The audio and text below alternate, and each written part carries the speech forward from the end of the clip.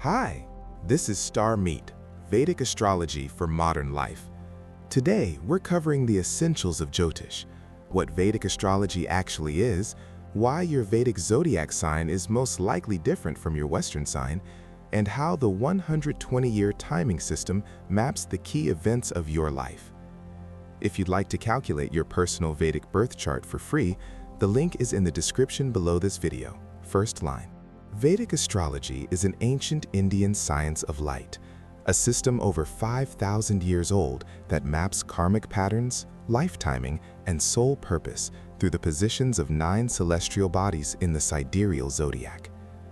Unlike Western astrology, Jyotish uses actual star positions, a 120-year planetary timing system called Vimshottari Dasha, and the whole sign house system, making it one of the most sophisticated predictive tools in the world.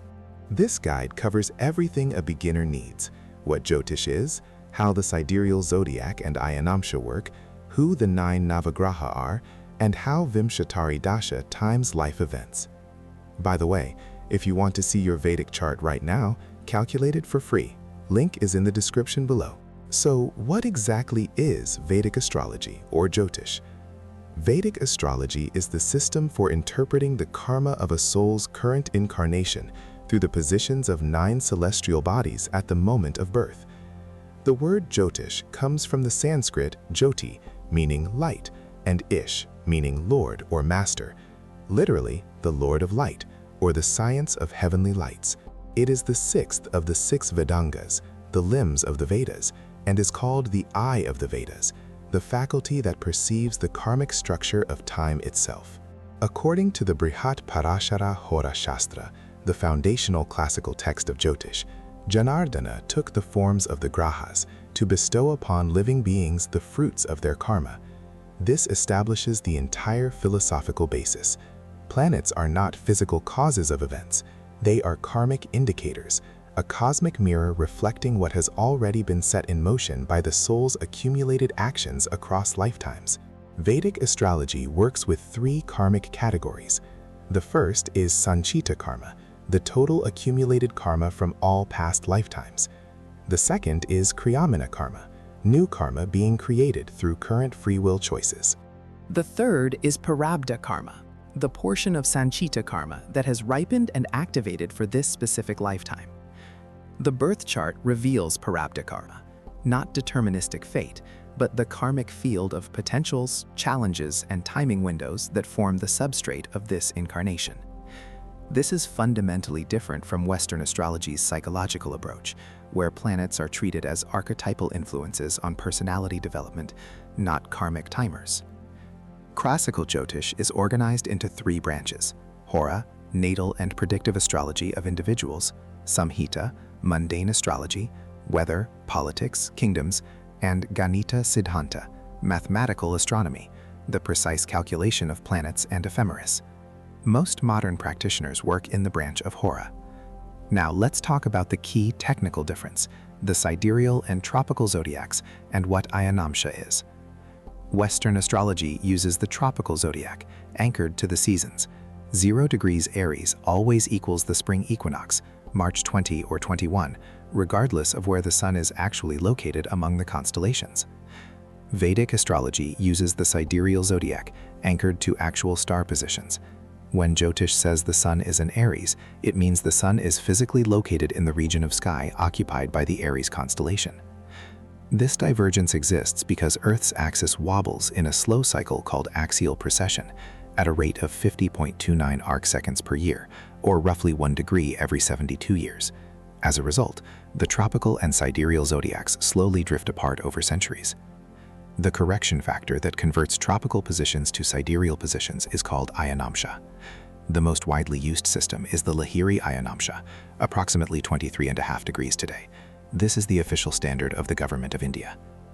Here's a practical example. If your Western chart shows the sun at 15 degrees Aries, apply the Lahiri correction of about 23.85 degrees. Your Vedic sun lands in late Pisces, 1 full sign earlier than your Western position. This is why most people discover a completely different sun sign when they first explore Vedic astrology. Want to know your Vedic sign? Calculate your chart. Free link in the description below. Now, the 9 planets, the Navagraha, the karmic timers.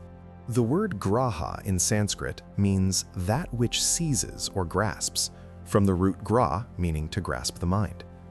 The 9 grahas are karmic timers that activate specific life domains during their ruling dasha periods, not physical forces that cause events from outside.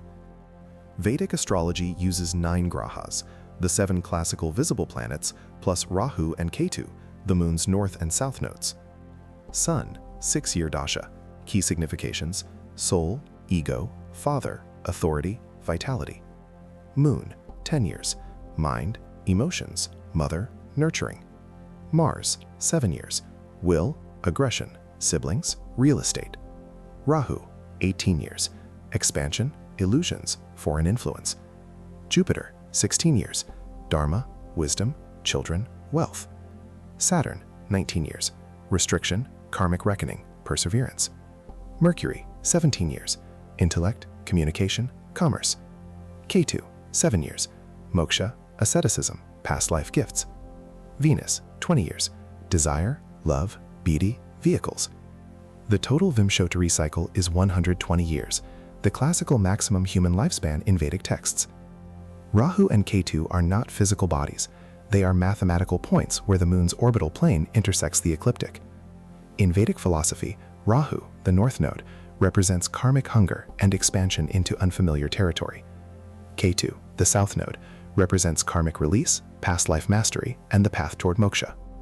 One interesting fact about retrograde planets: in Jyotish, a retrograde benefic planet is considered exceptionally powerful, the opposite of the Western interpretation where retrograde signals weakness.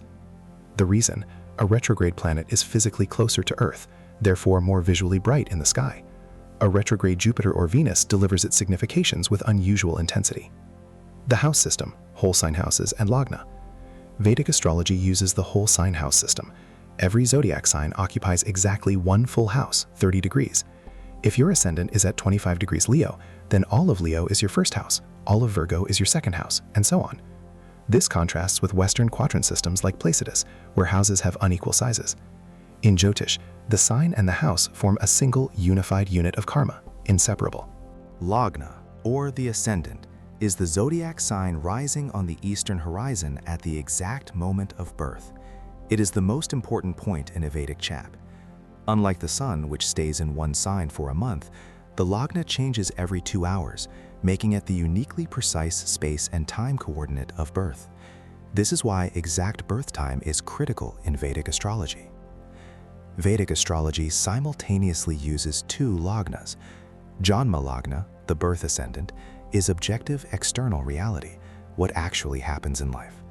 Chandra Lagna, the moon sign as ascendant, is subjective mental reality, how events are emotionally experienced from within. Vedic astrology also embeds the 4 classical life goals directly into the house structure. The 1st, 5th, and 9th houses form the Dharma triangle: right action, purpose, sacred duty. The 2nd, 6th, and 10th form the Artha triangle: wealth and career. The 3rd, 7th, and 11th form the Kama triangle: desire and partnership. And the 4th, 8th, and 12th form the Moksha triangle: liberation and transcendence. Vimshottari Dasha, the timing system, what makes Vedic astrology uniquely powerful for prediction. Here's how it works. First, determine the birth nakshatra, the lunar mansion, one of 27 equal divisions of 13 degrees 20 minutes each, where the moon was located at the moment of birth. Second, each nakshatra has a ruling planet, which determines the starting dasha. Third, the dasha cycle through all 9 planets in a fixed sequence. Fourth, within each mahadasha, each planet receives a proportional subperiod called antardasha. Here's an example. Someone born with the moon in Rohini nakshatra, ruled by the moon, begins life in the moon mahadasha, 10 years, followed by Mars for 7 years, then Rahu for 18, Jupiter for 16, and so on. The planet ruling the current dasha activates its significations in the natal chart: the houses it owns, the house it occupies, the planets it aspects, creating a specific window when those life themes, opportunities, and challenges arise. This is why 2 people born on the same calendar date can have completely different life trajectories. They are running different dasha sequences determined by their birth nakshatra. To find your current dasha period and what it means for your chart, the free calculator link is in the description below. The birth chart shows prarabdha karma, But it is not a prison sentence. Jyotish always holds a dual view of fate and free will. Upayas are classical prescriptions that operate on the level of free will, modulating the expression of difficult planetary placements. The 5 classical types: Dana, charitable donation of items ruled by the afflicting planet; Tapas, disciplined fasting on the planet's weekday; Mantra, repetitive recitation of the planet's seed syllable; Yantra, meditative focus on the planet's sacred geometric form; and Japa, extended mantra repetition 108 or 1008 times. Upayas do not override prarabdha, they strengthen one's ability to consciously navigate the karmic terrain. Jyotish versus Western astrology, a quick comparison. On Zodiac, Jyotish uses sidereal, anchored to real constellations. Western uses tropical, anchored to the equinoxes. On house system, Jyotish uses whole sign. Western uses quadrant systems like Placidus. On planets, Jyotish uses 9 grahas. Western uses 10 or more, including Uranus, Neptune, and Pluto. On the primary timing tool, Jyotish uses Vimshottari Dasha. Western uses transits and progressions. Neither system is objectively superior. Vedic astrology excels at precise event timing through the Dasha system. Western astrology excels at psychological depth through archetypal symbolism. Many practitioners study both. So we've covered the foundations of Vedic astrology: the Sidereal Zodiac, Ayanamsha, the 9 Navagraha, and the Vimshottari Dasha timing system. Vedic astrology is not just a daily horoscope.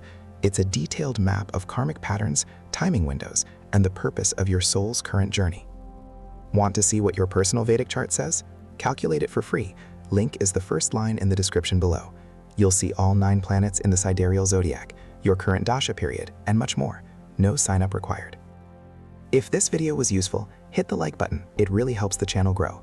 And subscribe so you don't miss the next video, where we'll explore all 27 nakshatras, the lunar mansions that reveal your true character and life path.